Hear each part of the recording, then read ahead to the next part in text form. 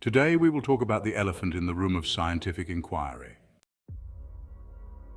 Prompt ChatGPT or Google hardest unresolved problems in science and you will see consciousness listed in the top 5. There is scientific consensus on the neural correlates of consciousness, but there isn't one on how or if the brain causes consciousness. Founder of quantum mechanics and Nobel Prize winner in physics, Max Planck, stated, "I regard consciousness as fundamental. I regard matter as derivative from consciousness. We cannot get behind consciousness. Everything that we talk about, everything that we regard as existing postulates consciousness. Other than being so fundamental to our experience, one reason it is tricky to pin down consciousness is because it intersects many fields, including physics, biology, neuroscience, psychology, philosophy, computer science, and others. This is a very complex topic, and it would be impossible to cover it with sufficient depth in a medium-sized video. In addition, I don't claim to be an expert in this subject.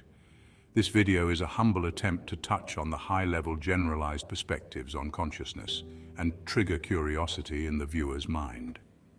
What is consciousness? First, let's define consciousness for the context of this video. In his seminal paper, What Is It Like to Be a Bat?, American philosopher Thomas Nagel stated, "An organism has conscious mental states if and only if there is something that it is like to be that organism, something it is like for the organism."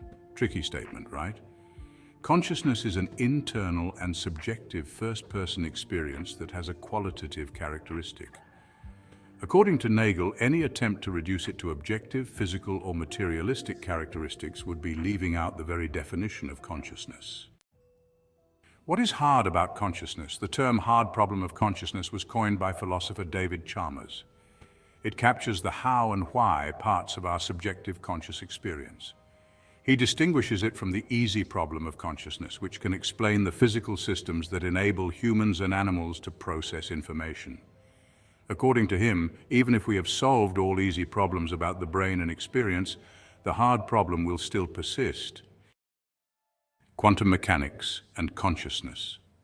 Ever since I took a course in quantum computing in graduate school, I have been intrigued by the relationship between properties of matter at the quantum level and consciousness, and its implications for the overall nature of reality. I do want to clarify the course was mostly math, and didn't dwell on the ontology of reality or philosophy, but it's not hard to see the connection. A notable interpretation, the Newman-Wigner interpretation of the famous double-slit quantum experiment, confirms that a conscious observer, or measurement that is later observed by a conscious observer, collapses a superposition into a particular state of the subatomic particle. In other words, a particle is rendered by the act of observation. Artificial intelligence and consciousness. Historian and author of the bestseller book *Sapiens*, Yuval Harari, says people, including scientists, often conflate intelligence with consciousness. Consciousness is the ability to suffer, be happy, experience color, taste chocolate, and so on. Intelligence, on the other hand, is the ability to solve problems without the subjective element. Yuval Harari, an AI pioneer and Turing Award laureate Yann LeCun, recently debated the impact of AI.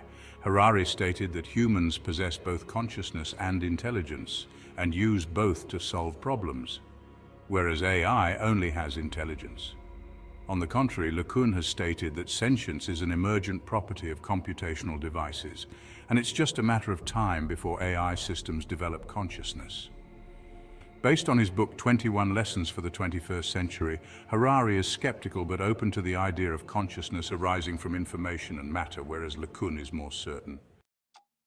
Now we have dualism. The mind-body dualism is the attempt to solve the relationship between mind or consciousness and matter or body and brain. It states that mind, subjective experience, and matter, objective properties, are distinct and separate from each other. Essentially, one cannot be reduced and explained in terms of the other.